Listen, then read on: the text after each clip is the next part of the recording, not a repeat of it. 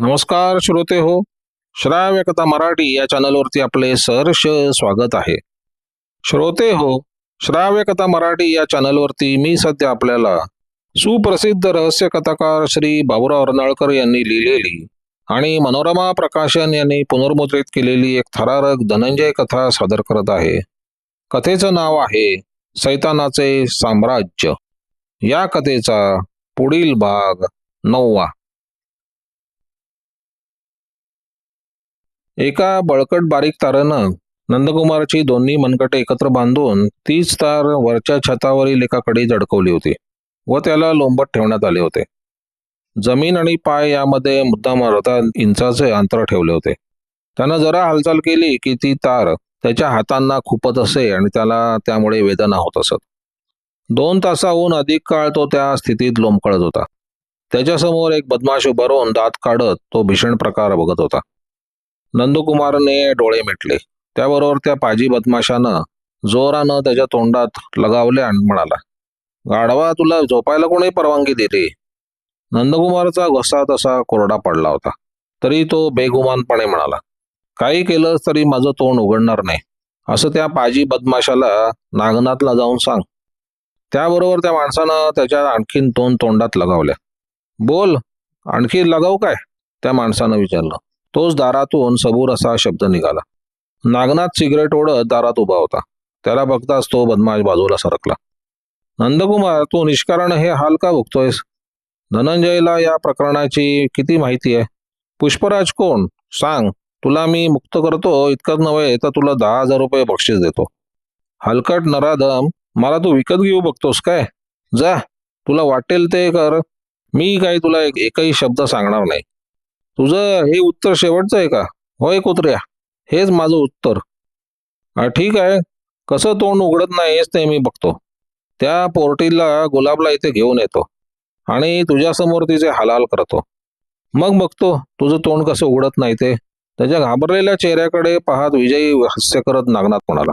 नंतर तो त्या जवळ उभा असलेल्या बदमाशाला म्हणाला, मी त्या पोरीला आणेपर्यंत याच्या पायाखाली काहीतरी ठेवून याला नीट उभं राहता येईल अशी व्यवस्था कर. तिची दुर्दशा बघायला याला थोडा ताजा तवाना होऊ दे. नागनाथनं दार वाजवताच इतक्या मध्यरात्री कोण आलं असावं हे गुलाबला समजेना.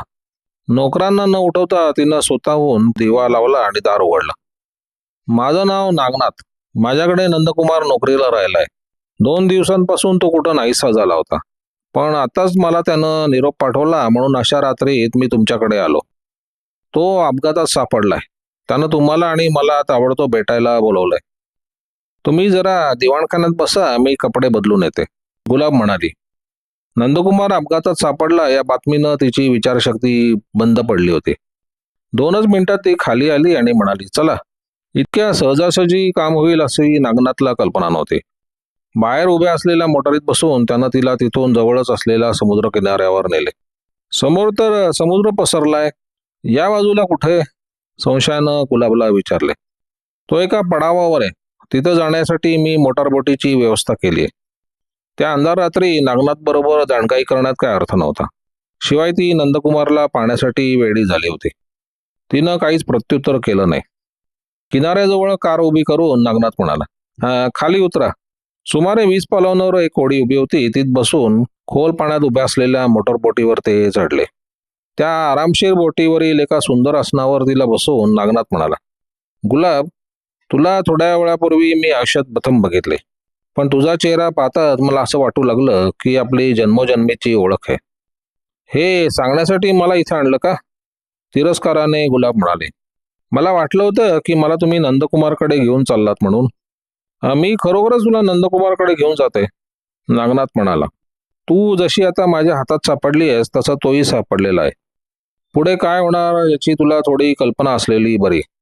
मला थोडीशी माहिती पाहिजे, पण ती नंदकुमार हट्टाने सांगत नाही. त्याची समजूत घालण्यासाठी मी तुला त्याच्याकडे घेऊन जात आहे. अशी कोणत्या माहितीची गरज आहे?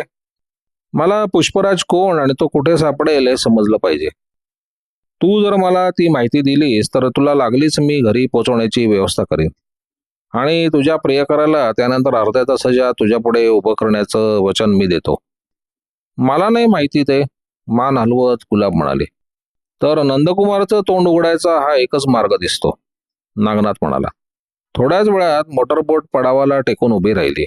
नागनाथनं तिला पडावावर चढवलं आणि ज्या खोलीत नंदकुमारला ठेवलं होतं तिथे घेऊन गेला. हा पहा तुझा नंदकुमार, तो म्हणाला. नंदकुमार, गुलाब म्हणाली. तिला ते दृश्य पाहावे ना. तिचे डोळे अश्रूंनी भरून आले. काय ही तुझी अवस्था केली आहे या बदमाशांनी, ती म्हणाली. नंदकुमार नुसता तिच्याकडे डोळे फाडून उभा होता. नागनाथ आता गुलाबचे हाल करील या भीतीनं त्याच्या हृदयाचा ठरका फोडाला. बोल नंदकुमार, आता तरी तुला तोंड उघडायचंय की नाही? तुला मी काही सांगणार नाही, तो म्हणाला. माझं तुला आता अखेरचं सांगणं आहे. बऱ्या बोलानं मला पुष्पराज कोण आहे ते सांग. तुला आणि गुलाबला लागलेच इथून सोडून देतो. नाहीतर मगा मी जे सांगितलं त्यातील शब्द खरा करून दाखवेन. नको नको, माझ्या गुलाबचे हाल करू नको. पण त्याखेरीज तुझं तोंड उघडणार नाही.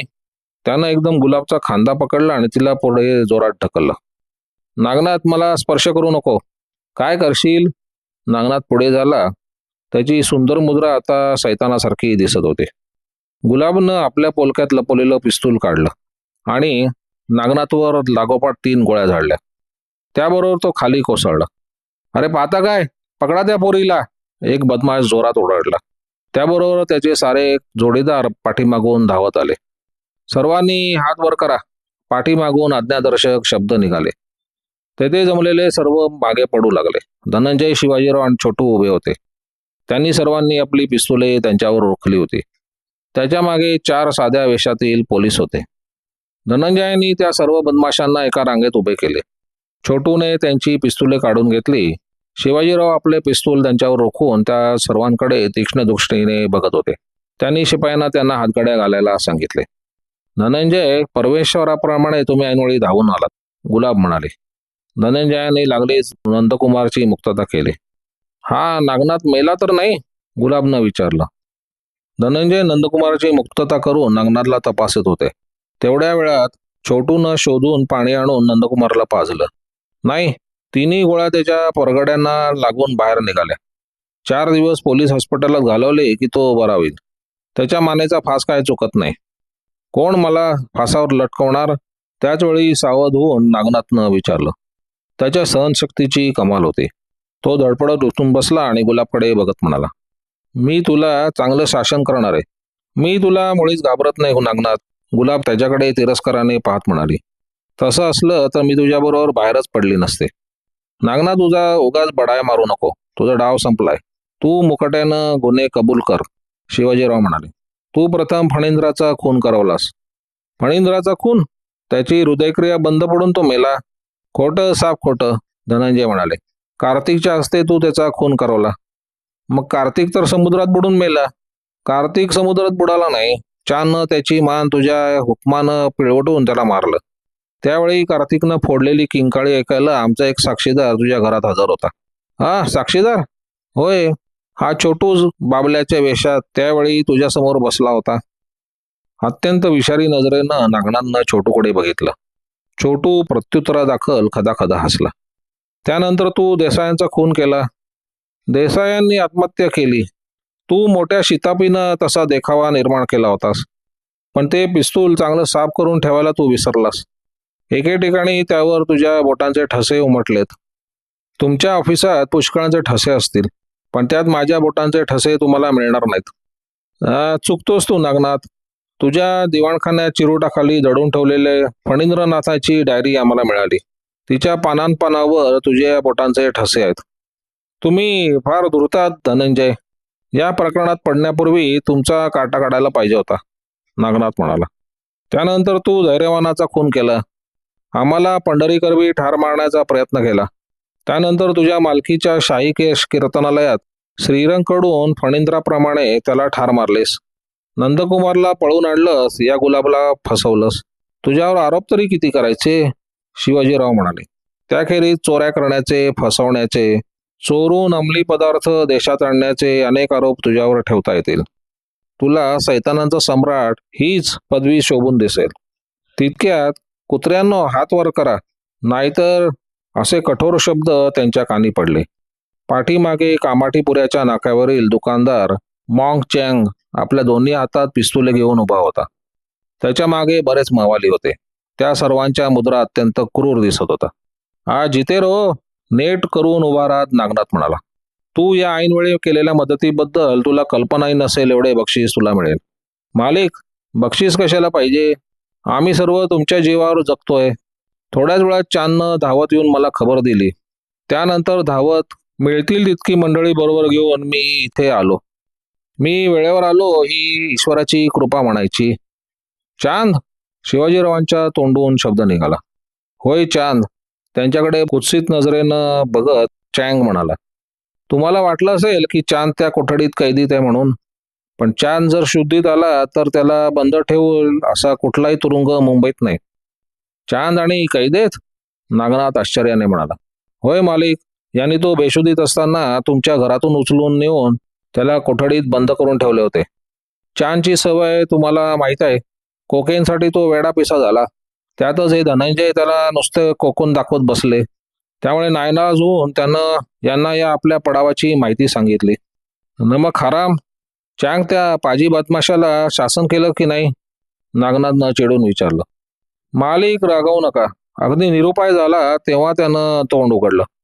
पण कोकेन मिळून त्याला हुशारी चढताच तो कोठडीचे गज वाकून बाहेर आला आणि धावत माझं दुकान गाठलं. चांदमुळे मी इथे वेळेवर आलो हे लक्षात घ्या, मॉंग चँग म्हणाला. त्याचा मी नंतर विचार करीन, नागनाथ म्हणाला. का धनंजय, शिवाजीराव कसं वाटतंय? आता मला पुष्कराज कोण हे जर सांगितलं तर त्या बदल्यात मी तुम्हाला सोडायला तयार आहे. काय मोबदला देणार तू? मला जर पुष्पराज कोण हे समजलं तर गुलाबच्या केसालाही धक्का लागणार नाही, असं मी तुम्हाला वचन देतो. आणि बाकीच्यांना सर्वांना मी जलसमाधी देण्याचं ठरवलंय. वा, चांगलाच बेत आहे तुझा, उपरोधाने शिवाजीराव म्हणाले. तुम्हाला इतक्या चांगल्या गोष्टी समजल्या आहेत की तुमच्यापैकी एकालाही सोडणं म्हणजे माझ्या गळ्याला फास लावून घेण्यासारखं आहे. तुम्हाला सरळ पाण्यात सोडणार नाही. या पडावात दारुगोळा भरलेला आहे. पूर्वी तो मी राजाकारांना विकत असे, पण आता महिनाभर तो तसंच पडू नये. इथून जाण्यापूर्वी तो मी पेटून देणार आहे. म्हणजे एका क्षणात तुमची रायराई एवढे तुकडे होतील. तुला पुष्कराज कोण ते मी सांगते नागनाथ, गुलाब म्हणाले. चांग आणि त्याचे साथीदार शिवाजीरावांच्या लोकांना हातगड्या घातलेल्या बदमाशांना सोडवत होते. काहींनी पिस्तुलं रोखून ठरली होती. गुलाब एक तरुण मुलगी म्हणून तिच्याकडे फारसे लक्ष नव्हते. ती दाराजवळच उभी होती. तुला वेळ तर नाही लागलं ना? शिवाजीराव तिला म्हणाले. हे तू चुप बस, नागनाथ गुरगुरला. नंतर तो अधीरतेने म्हणाला. गुलाब, तू मला पुष्कराज कोण हे खरोखरच सांगणार आहेस? गुलाबनं मान डोलावली. खोळेपोरी, तू काय करतेस काय? शिवाजीराव म्हणाले. शिवाजीराव, आणखीन एक तोंडातून शब्द काढशी तर बोडदा लोळवीन तुझा, त्वेषानं नागनाथ म्हणाला. सांग गुलाब, कोण हा पुष्पराज?